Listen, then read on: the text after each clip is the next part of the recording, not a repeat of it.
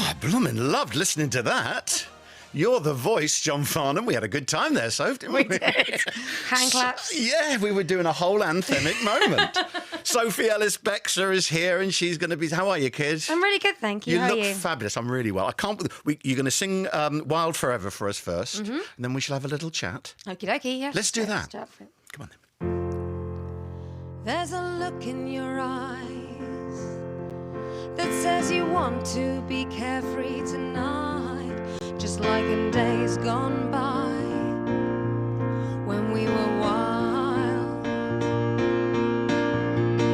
Why be so ordinary? Why just conform? Let's rip the night in half and forget it all.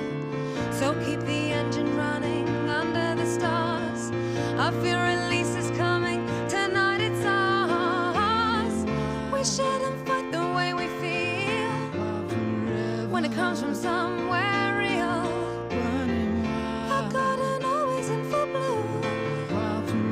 That's how I think of me and you.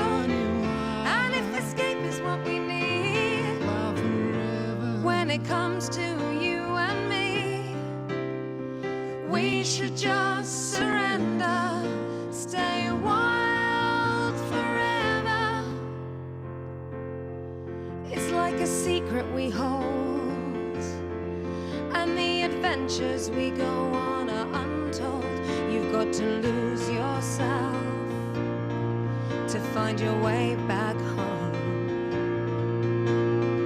Why be so ordinary? Why just conform? Let's rip the night in half and forget it all. So keep the engine running under the stars. I feel release is coming. Tonight it's ours. We shouldn't fight the way we feel when it comes from somewhere real. I've gotten always in full blue. That's how I think of me and you. And if escape is what we need when it comes to you and me, we should just surrender, stay wild forever. We know, we just have to surrender. We know, we just have to surrender. We know, we just have to surrender. We shouldn't fight the way we feel when it comes from somewhere real. I've gotten always in full blue. That's how I think of me and you. And if escape is what we need when it comes to you and me, we should just surrender and stay wild forever. We know, we just have to surrender. We know, we just have to surrender. We know, we just have to surrender. That's lovely, Soph. Beautiful. Nicely done, Kieran, as well. You've got you very Kieran there much. on the I love keys you. and singing away. You nicked another person from the feeling. Yes, exactly. Systematically. Systematically, you're making your way through them all. I have. Oh, hello. So that's from the new album, Familiar. Yeah, that's from Familiar. That's the third single now. And it did really well, didn't it, the album? Yeah, it's been great. I mean, sort of slightly secretly, part of the motivation for making this record was that I was really inspired by a trip I've done to South America, Latin America, just before I started making it. So I had this plot that I wanted to go and film a video in Mexico, and I did it in December. So as far as I'm concerned, it's all been a very big success because that was the secret goal from the start.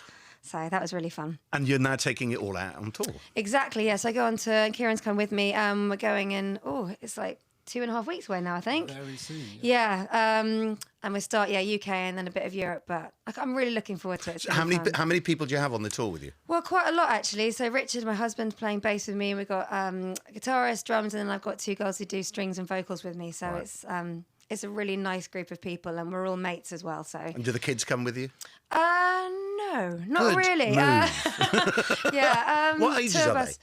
So Jessie's nearly 15 months, Ray's 4, Kit is nearly 8, and Sonny is 12. Blimey. Have you had enough now? Brood. If you ask any of them, they're dance. Yes, definitely. Yeah, it's quite a little community. But it must be lovely, though, to be able to go out on the road with a sort of family atmosphere, feeling really safe and secure and a joyous thing. Yeah, it's pretty vital. And Do you have to pay your husband? in kind. Wow. I'd say yes. Yeah, I think the family atmosphere and, working with a group of mates, I mean, we do something we love, so it shouldn't feel like work at any point, but having it be people I've got that relationship with takes it once more removed from anything that makes you weary, you know? But difficult, though, to juggle the family life and your work life and so on. How do you go about doing that? Yeah, it can be. And Muggins here booked the first bit of the tour in half term, so that's not a very popular move with the kids. But... they understand how my work goes. I've always been a musician for as long as I've been a mother, and so this is the life we know. Yeah. And there's a rhythm to it within the sort of strange shape of the whole thing. So I've had, most of January at home. In fact, I'll be home pretty much to the end of the month. And then I'll be off, and it's only 3 weeks. I'm not away for the whole thing. I'm taking my days off at home. So, it's just what I do. And I think if you love it, you can kind of get away with more because you're passionate about it. And I would imagine for the kids being surrounded by this sort of hotbed of creativity, you and Richard and, the extended family of the band, that they're soaking that up and they might be showing little signs of it. Well, I do think there's worse childhoods than to be surrounded by lots of music, definitely. Totally. And I think one of the biggest gifts my parents gave me when I was growing up was just the ability to think that anything I wanted to do was an option, really. So everything was sort of on a level playing field, whether it be, something more conventional or something more abstract. And I hope I can get that in my kids because you want them to be thinking, big ideas for themselves, not little ones. How is your lovely mum? She's great, actually. I was with her last night. She's on good form. Send her my very, very best. I will. I might be popping in for tea later, so I'll pass it on. Okay. Has she been asked to do Strictly? Because you famously did Strictly and were did brilliant. Strictly. I loved you on that. Thank you. I really did. I really enjoyed doing it, but it's funny, whenever people bring it up, I feel like they've sort of seen into one of my dreams. It was such a surreal time in my life. I still find it hard to remember that people actually saw me doing it because it's so intense. But yeah, it was incredible. And I think my mum would have a ball. I would love her to do it. She would be fabulous as well. Yeah. Did it awaken any sort of wanting in you to perform in other routes other than singing?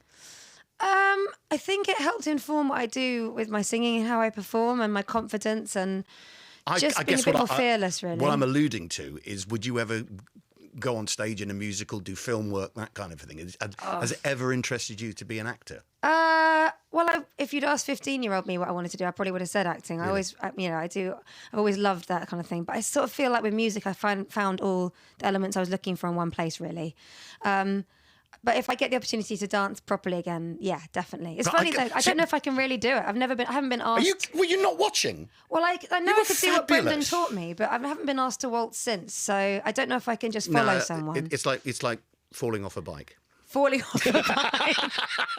Oh my word! You'll always be able to fall off a bike. You're probably absolutely right with that mixed metaphor, by the way. Riding a log. When I see someone, who's so charismatic, has such a great voice, I always think, put them on stage in something. I just think you'd be great in musicals. But then I'm biased. Kind. I'm biased. No, my mind is like, I am musicals week at Strictly. I think I was the most excited person in the building because I just love the world of musicals. So if I got the chance, I'd like to do Guys and Dolls. That's the one I'd like to do. That's a good one. Adelaide. I'd like to be Adelaide. Yeah. Well, I could see you doing either. I'll do all the hot box dancing and all that kind of thing. Yeah, you'd be great at that. You're a big fan of Grease, aren't you? I am a big fan of Grease. You're going to do a Grease song. Before you do that, yes, we're going to do a competition. Okay. We're going to give you quotes from Grease and Grease 2. Oh. Do you know both of them? Well, actually, I've only seen Grease 2 a couple of times. Grease original was the one I soaked up. All right. Which is this quote from? Grease or Grease 2? Mm-hmm. You're a fake and a phony, and I wish I never laid eyes on you. That's Grease. That certainly is. If you can't be an athlete, be an athletic supporter. I think that's Grease, actually. It is. Yeah. Principal McGee. But I was going to say, I think it's the sports coach. I want a whole lot more than the boy next door. I want hell on wheels. Oh, that's definitely Grease too. That Michelle Pfeiffer's song, I think. That jacket you're wearing is T-Bird property. You want to leave the party, leave the jacket at the door. Grease too. Yeah, you're too good. You're really good at this. I used to watch Grease with the sound turned down and do the dialogue. I went to every matinee on a Thursday for about 12 weeks. Really? Yeah, we used to sneak out of sixth form college and go and do it and perform it in the aisle. Really? Yeah. It's a wonderful film. It's a great film. Yeah. It's a great film.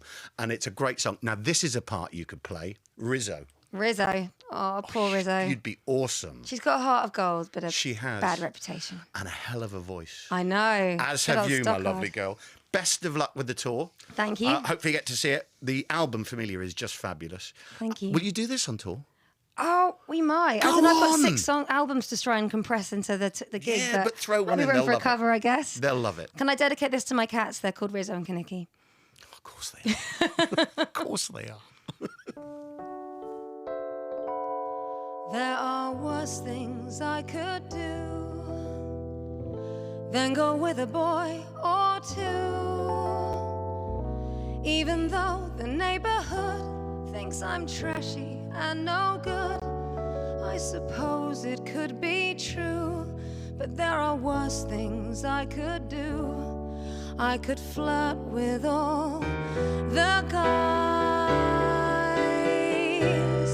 smile at them and bat my eyes, press against them when we dance, make them think they stand a chance, then refuse to see it through.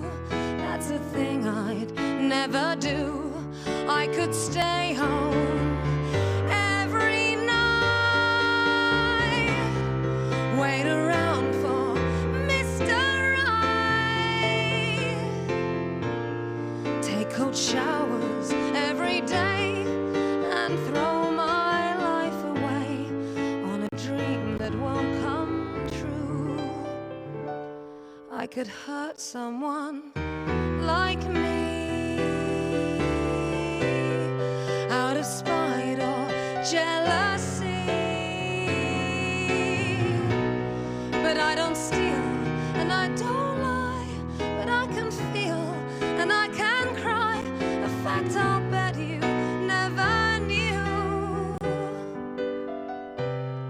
But to cry in front of you, that's the worst thing I could do.